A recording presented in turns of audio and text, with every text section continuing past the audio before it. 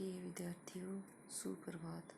आज हम कक्षा 12 हिंदी साहित्य में जो सरयू पुस्तक है उसमें 4 का पाठ कवि घनानंद द्वारा रचित उसका अध्ययन करेंगे। इसमें देखिए, हमने एक पद्यांश का वर्णन कर लिया था। आगे दूसरा है, देखिए, गरल गुमान की डरावनी दशा को पार करी करी दोसरे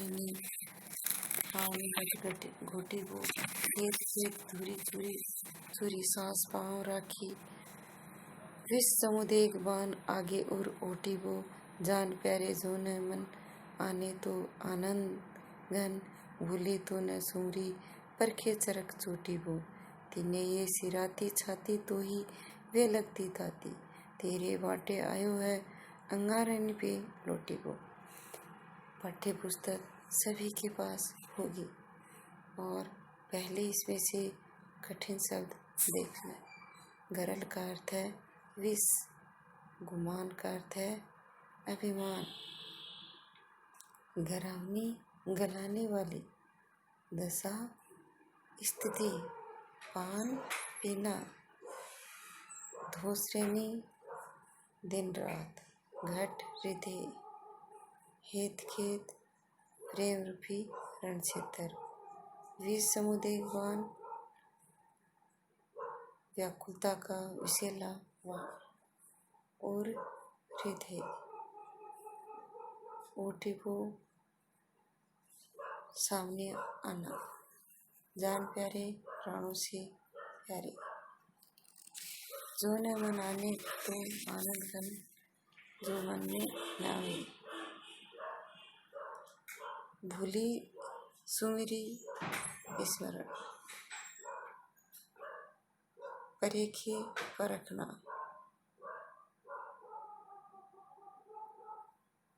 तिन्हें तिनको। अब हम पहले इसका प्रसंग लिखेंगे। प्रस्तुत पद्यांश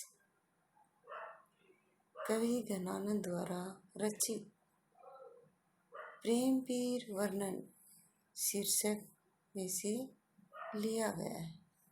इसमें बताया गया है कि प्रेमी को प्रेम मार्ग में कष्ट उठाने पड़ते हैं। फिर हम व्याख्या करेंगे। कवि कहते हैं कि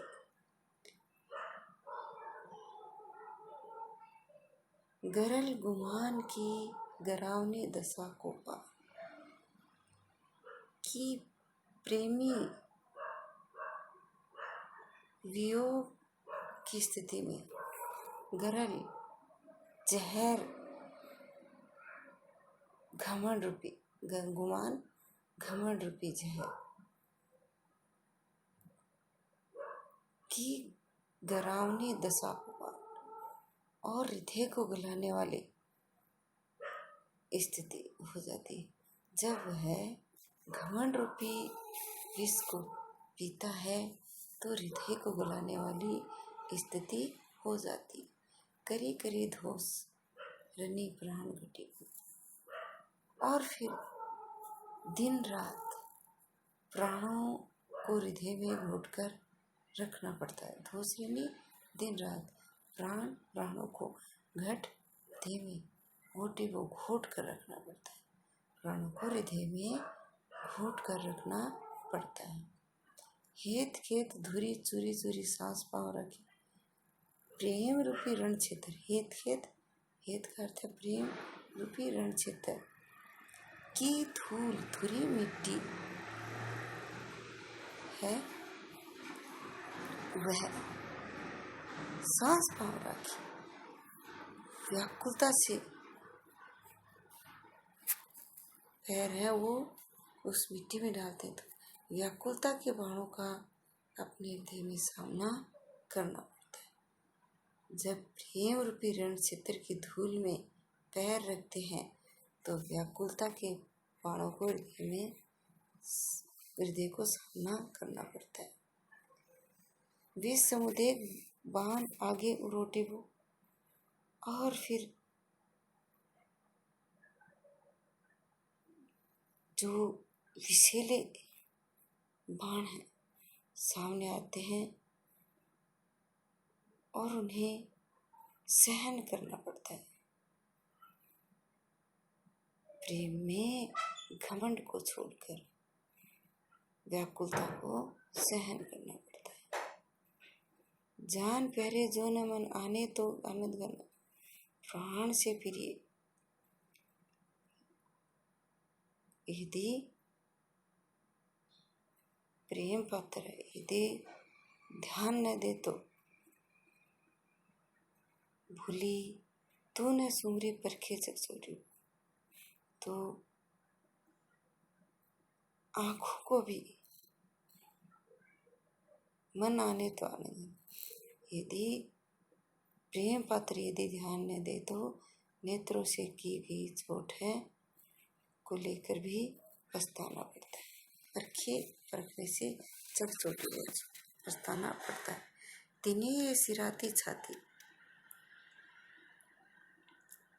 प्रेम पात्र के हृदय भले ही सिराती ठंड मिले, शीतलता मिले तो ही वे लग देता थे, परंतु प्रेमी को तो विरह का ताप सहना पड़ता है। तेरे बाटे आयो है अंगारिन पे लौटे, प्रेमी को तो सिर्फ अंगारों पर लौटना है, वही हिस्से में मिलता है, अर्थात उसे तो कष्ट सहना ही पड़ता है। इसमें यहाँ अनुप्रास अलंकार का प्रयोग हुआ है, साथ ही रूपक अलंकार भी है और पुनरुक्ति प्रकाश अलंकार का प्रयोग भी हुआ है। हेत खेत यहाँ रूपक है और करी करी धुरी धुरी चूरी चूरी इनमें पुनरुक्ति प्रकाश अलंकार का प्रयोग हुआ है और योग दशा का वर्णन किया गया है। वह प्रेम के कठिन मार्ग का वर्णन किया गया है।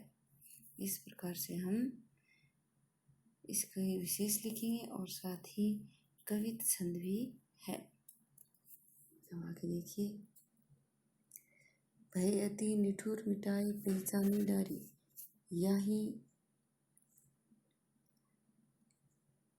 यही दुख हमें जग लागी, हाय हाय है तुम तो निपट निर्दयी गई भूली सुधी, हमें सूल सीलनी सो क्यों हो न भुलाए है, मीठे मीठे बोल बोली ठगी पाहिले तो तब, अब जिए जारत कहो धो कौन न्याय है, सुने है कि नाही यह प्रकट कहावती जो, काहू कल पाए है सु कैसे कल पाए है।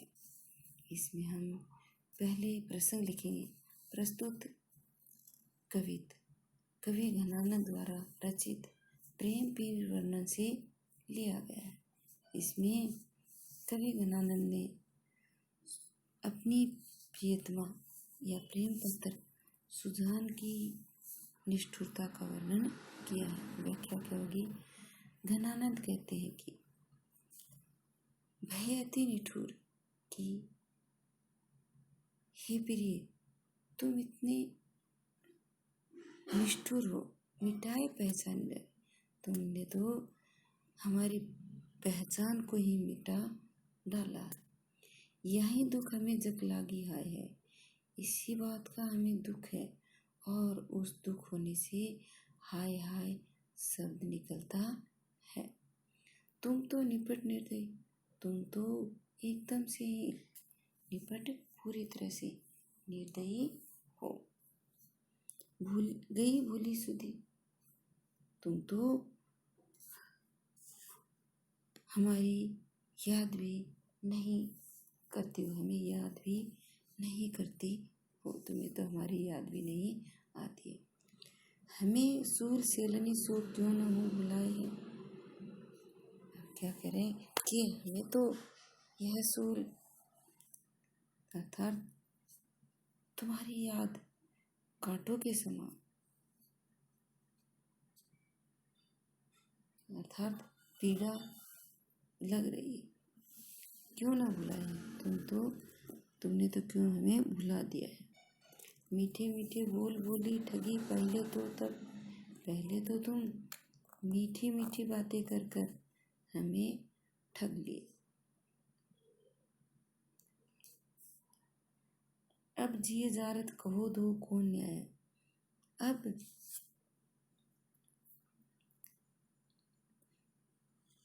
मन है वो जल रहा है, अब जिए जारत हृदय वो जल रहा है, जला रहे हो, कहो तो कौन न्याय, बताइए कि ये कैसा न्याय है।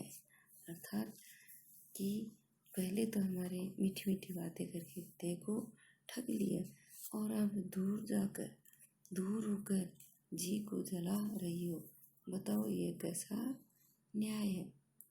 सुनी है कि नाही ये प्रकट कहावती जो काहू कल पाए है सु कैसे कर पाए। पता नहीं सुनी है कि नहीं, पता नहीं तुमने सुना है कि नहीं।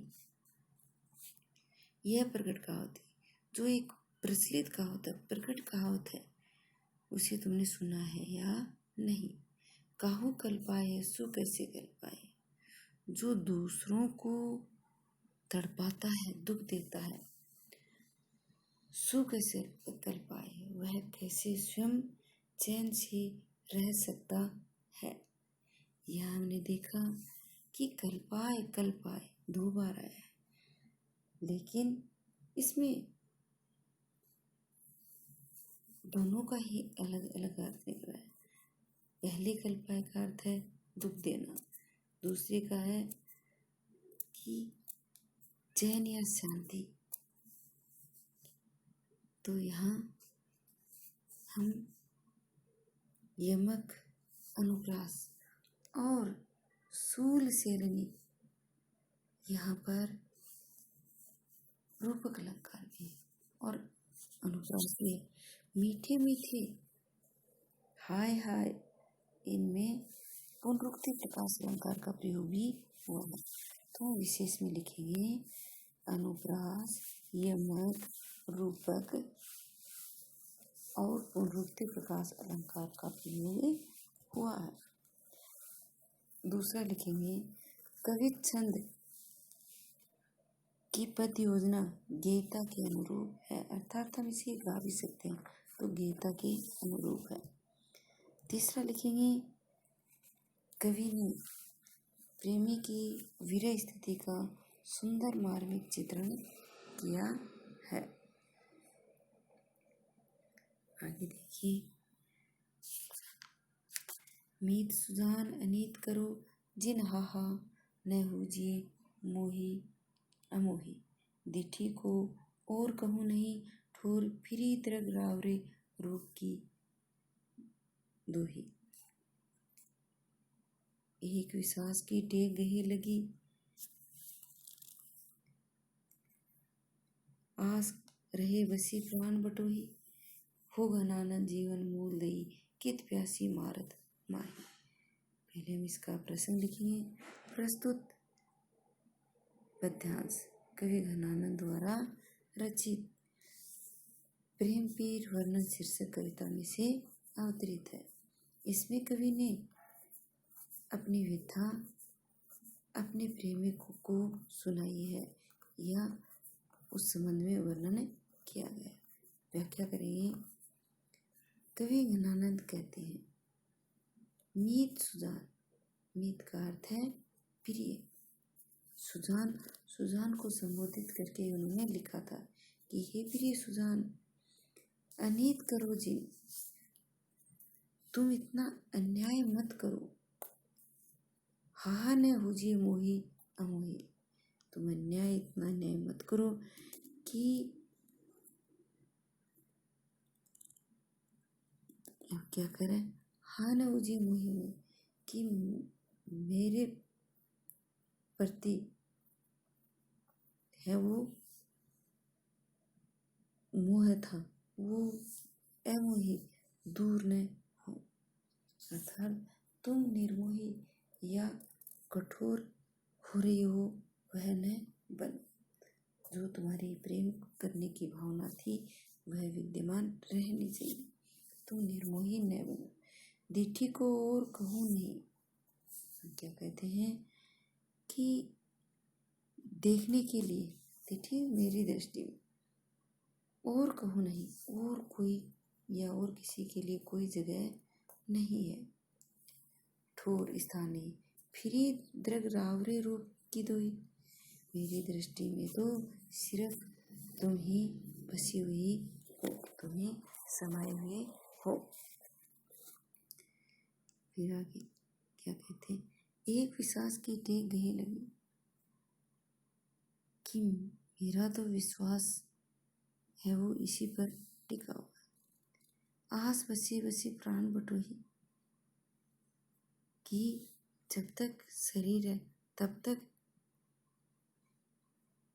तुम्हारा ही ध्यान रहेगा कि तुम निराश नहीं करोगे। हो गणानन जीवन मोल दे, कवि गणानन कहते हैं कि तुमने मुझे जीवन का आधार दे दिया है। कित प्यासिनी भारत मोही मारत मोही, फिर मुझे अपने दर्शन की प्यास से क्यों मार डालते हो। कहने का मतलब है कि अपने दर्शन कराकर मुझे जिंदा रहने का अवसर प्रदान करो। इसमें हम विशेष लिखेंगे,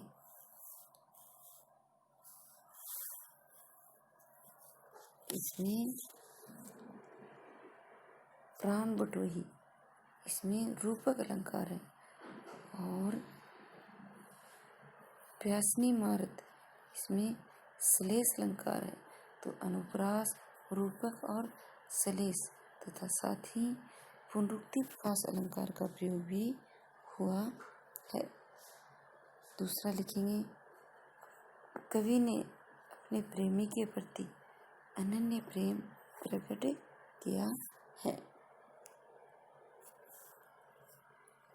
इस प्रकार से कवि गणानन द्वारा रचित हमारे प्रेम पीर वर्णन पाठ के सभी को सप्रसंग व्याख्या करनी है।